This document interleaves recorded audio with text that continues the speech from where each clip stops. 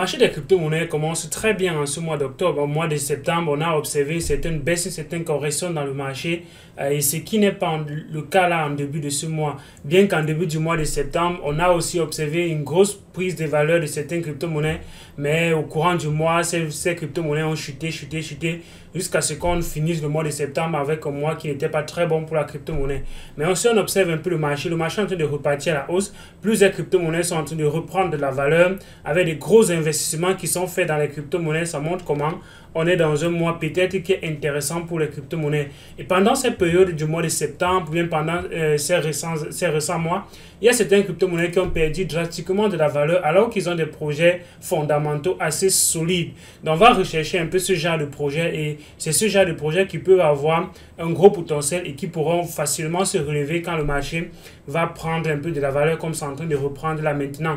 Donc je vais te partager une liste de certaines crypto-monnaies que je mettrai probablement dans mon radar pour ces mois-ci qui arrivent, pour ces instants-ci qui arrivent, pour ce bull run qui est encore en train de commencer. On voit aujourd'hui que le BNB est repassé devant Cardano, alors que Cardano, c'est un projet qui a vu récemment arriver sur sa blockchain les smart contracts, alors que Cardano, ça reste la crypto-monnaie la plus décentralisée. Est-ce que ce n'est donc pas un gros potentiel pour le Cardano? Donc, reste qu'à la fin de la vidéo, je vais te partager cette liste de crypto-monnaies que je mets dans mon radar pour ces mois-ci qui arrivent.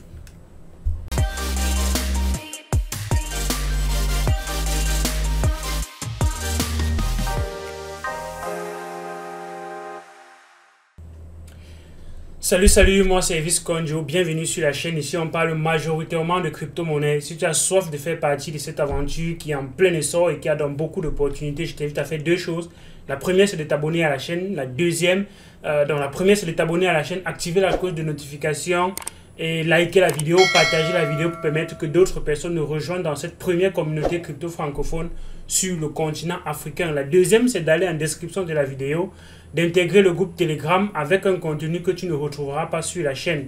Les discussions, les conseils, l'aide, on assiste les gens les uns les autres à grandir dans cet écosystème.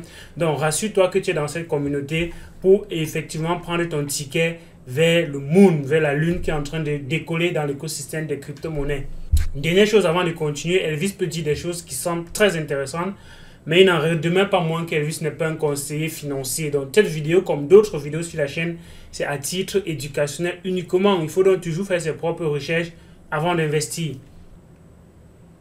La première crypto que je mettrai dans mon portefeuille, c'est sans surprise aucune, c'est la crypto-monnaie Cardano. Cardano, c'est une crypto-monnaie qui pour moi a encore un gros potentiel. Et quand on va dans la watchlist des personnes qui sont en train d'observer le Cardano, qui ont mis le Cardano dans la liste des crypto-monnaies qu'ils observent, on a 1,5 million de personnes qui sont en train d'observer le Cardano. Et Cardano a vu récemment arriver sur sa blockchain les smart contracts. Ça donne donc d'autres possibilités aux smart contracts. Ça donne donc la possibilité à tous ceux qui ont les regards tournés vers Cardano d'utiliser le Cardano pour faire d'autres choses avec. Et ça va donner également le potentiel à d'autres crypto-monnaies dans son écosystème. Donc Cardano pour moi reste encore un projet qui a beaucoup de potentiel et qui peut encore prendre beaucoup de valeur dans les prochains mois, dans les prochains jours, dans les prochaines années parce que son écosystème est en train de grandir et quand un écosystème grandit, on va donc voir forcément le cœur de l'écosystème prendre encore plus de valeur comme ce qui s'est passé avec la crypto-monnaie BNB. Le BNB a pompé quand on a vu arriver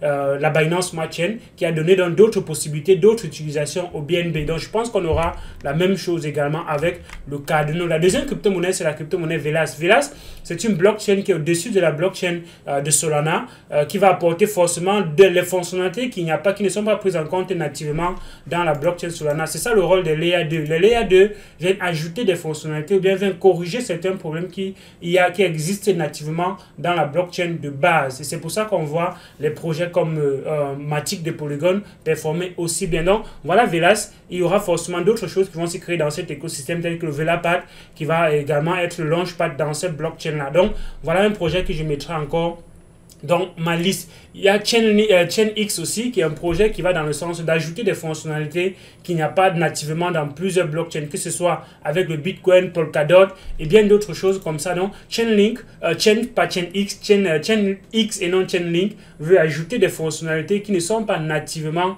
dans certaines blockchains. Donc, ils sont concentrés au départ sur deux blockchains, la blockchain de Bitcoin et la blockchain de Polkadot. Vous voyez ici Polkadot Second Layer Relay Chain. Donc, c'est une couche qui va être au-dessus de ces différentes blockchains et ajouter des fonctionnalités qu'il n'y a pas nativement dans ces blockchains. La troisième crypto-monnaie sur mon radar, c'est la crypto-monnaie Casper.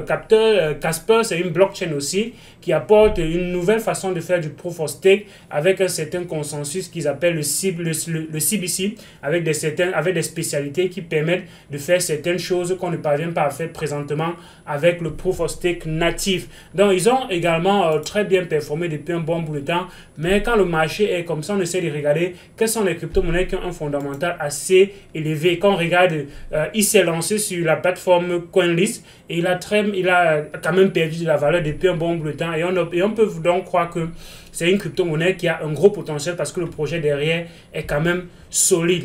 Une autre crypto-monnaie que je mettrai dans mon radar, c'est la crypto-monnaie Symbol dont j'ai parlé une fois, je pense, dans certaines vidéos, j'ai parlé de Symbol quand le Symbol n'était même pas encore lancé et quand on le redistribuait à tous ceux qui détenaient les NEM. Donc, tous ceux qui, avec les NEMs, ont eu ces crypto-monnaies gratuitement. Et cette crypto-monnaie a perdu drastiquement de la valeur depuis qu'il a été lancé.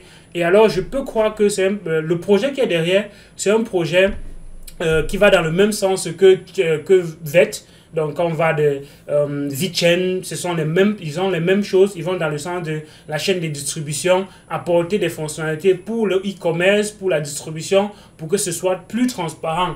Et alors, il n'y a pas une seule crypto-monnaie qui est dans un secteur qui va performer et d'autres crypto-monnaies dans le même secteur ne vont pas bien performer. Donc, je pense que si Chainlink performe très bien, les alternatives pas Chainlink plutôt, je voulais dire VeChain. Si VeChain performe très bien, les alternatives à VeChain vont également bien performer. Alors, Symbol reste une des alternatives de VeChain et je mettrai cela donc dans mon radar pour cette période-ci en espérant que ça va avoir les performances qui sont corrélées à la performance du marché des Chainlink. Donc, une autre crypto-monnaie qui est dans mon radar, c'est la crypto-monnaie API3. API3, ça va dans le même sens que Chainlink. C'est un aura qui apporte les données qui ne sont pas dans la blockchain sur la blockchain et qui permet donc à faire des fonctionnalités qu'on ne parvient pas à faire nativement dans des smart contracts tels que avoir le prix des crypto-monnaies, ajouter les données météo et bien d'autres choses. C'est ça le rôle des oracles. Et alors, si Chainlink se porte bien, il y aura forcément les alternatives à Chainlink qui pourraient également bien se performer.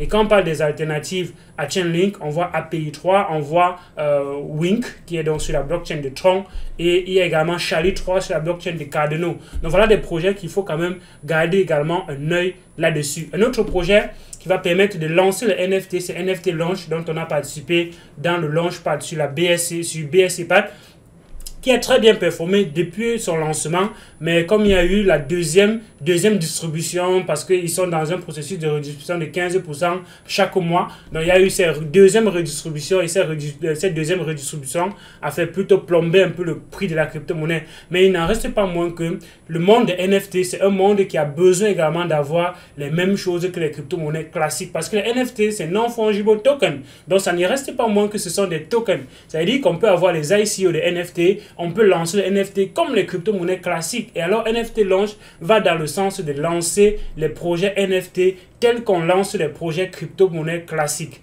Donc, je pense que NFT Launch peut avoir également un gros potentiel et peut également tirer son épingle du jeu dans le monde des NFT. Et quand on parle de NFT, une autre crypto-monnaie qui est dans mon radar et dont j'avais déjà mentionné depuis un bon bout de temps, c'est Alien World. Alien World, c'est une crypto-monnaie qui a très bien performé à son lancement sur Binance, mais qui par la suite s'est effondrée parce que probablement l'écosystème, vu que Binance était derrière, on a vu que bon, comme c'est Binance, ça pourrait prendre drastiquement de la valeur. Et après cela, peut-être l'écosystème n'a pas connu l'effet qu'on escomptait et probablement ces choses-là vont arriver avec le temps. Ils ne vont pas rester là dormir sur les lauriers, ils ne vont pas dormir sur cette perte de valeur, ils vont forcément se relever. Donc il faut regarder un peu comment l'écosystème évolue, qu'est-ce qui fait en sorte qu'on utilise les Alien World. C'est un écosystème qui est un métaverse où les gens peuvent donc jouer pour gagner dans des écosystèmes virtuels. Un peu comme ce qui se passe dans Axie Infinity. Si Axie Infinity se porte bien, il y aura probablement d'autres alternatives à Axie Infinity qui vont bien se porter. Et l'une des alternatives c'est TLM, Alien World, que je mettrai dans ma liste des crypto-monnaies. Une autre crypto-monnaie, c'est la crypto-monnaie VEX. VEX, c'est une crypto-monnaie qui a un écosystème tellement en construction et qui a tellement de choses qui se passent autour, mais très peu connues. Et la crypto-monnaie est encore en train de balbutiner, ça perd plutôt de la valeur. On peut se demander, mais une crypto-monnaie qui a son propre stablecoin qui est adossé sur une autre crypto-monnaie tel que un peu le même fonctionnement tel que le UST qui est adossé sur le Luna, où on boule une partie des Luna pour faire le UST, alors que dans le monde des VEX, on utilise une partie des VEX pour faire le VUSD. Et le VUSD, c'est un stablecoin qui est adossé à la fois sur le USD et à la fois sur le VEX. Pourquoi est-ce que ce genre d'écosystème n'explore pas? Peut-être les gens ne comprennent pas encore très bien. Et il y a bien d'autres choses qui sont en train d'arriver dans cet écosystème avec des partenariats, avec un directeur de marketing qu'on a embauché qui va forcément faire, qui va probablement ajouter les partenariats et probablement cette crypto-monnaie va quand même décoller. Donc, je la mets dans mon portefeuille.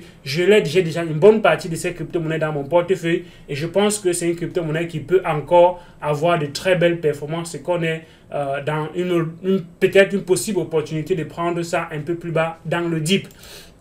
Une autre crypto-monnaie que je mettrai dans mon radar, c'est Bake. Bake, c'est une crypto-monnaie qui va dans le même sens que Cake et qui va ajouter une autre chose que Cake a vu arriver dans son écosystème très récemment, c'est de pouvoir minter les NFT, de pouvoir générer des NFT. Et pour générer ces NFT, on a besoin de Bake.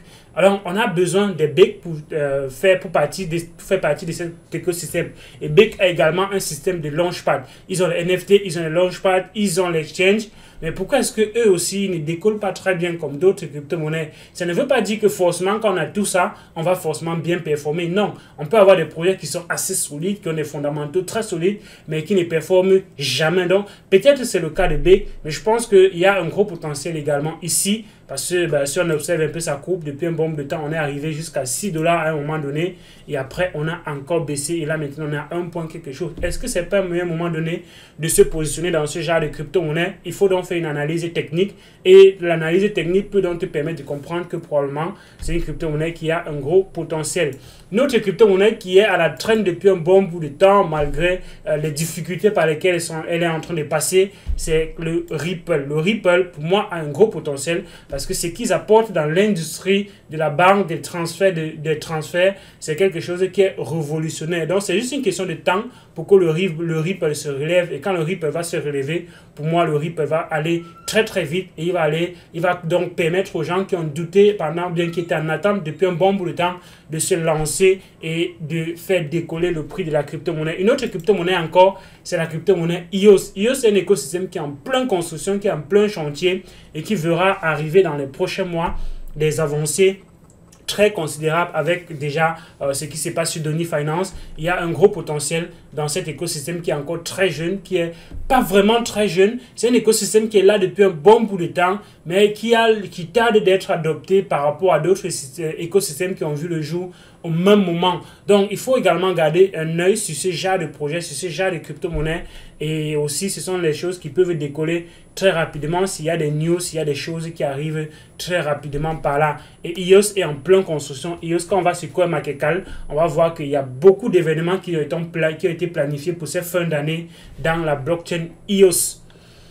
Une autre crypto-monnaie que je mettrai dans mon radar, c'est la crypto-monnaie Cake, bien évidemment. Cake, c'est une crypto-monnaie qui est le premier exchange sur la Binance Smart Chain. Et quand on voit les exchanges sur les différentes blockchains comme Ethereum, ces crypto-monnaies, ces projets-là tels que Uni ou bien Sushi performent très bien. Donc, il n'en reste pas moins que même le PancakeSwap va également bien performer au fur et à mesure que l'adoption de la crypto-monnaie se fait et l'adoption des blockchains telles qu'à Binance Smart Chain vont se faire. On aura besoin de swapper la crypto-monnaie et ils sont en train d'ajouter les NFT dans l'écosystème. On pourra dorénavant mint les NFT avec les cakes qu'on aura. Ça donne d'autres possibilités au cake. Et quand on dit donner des possibilités, donner de l'utilisation à un token, ça voudrait dire fait probablement décoller le prix de ce token-là vers le haut.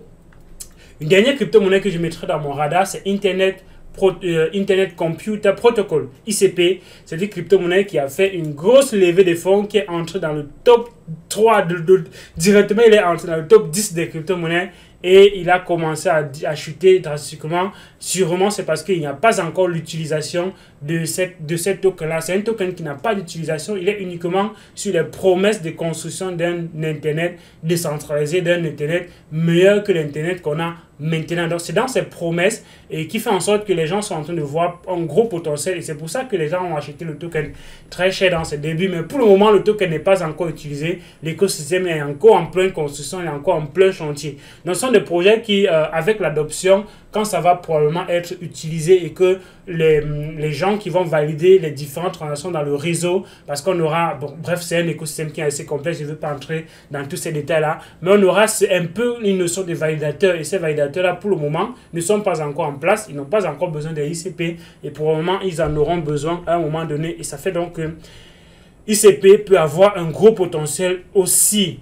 Donc, voilà un peu ce que j'ai gardé pour vous. Vous me dites en commentaire quel est le projet qui, selon vous, va mieux performer de tout ce qu'on a évoqué ici. Est-ce qu'il y a d'autres projets qui ont plus de potentiel que ce qu'on a évoqué ici? Vous mettez cela en commentaire. Je vais donc passer par ces différentes crypto-monnaies que vous mettrez en commentaire et dénicher certains qui pourraient justement avoir des choses en commun avec ce que nous avons partagé dans cette vidéo.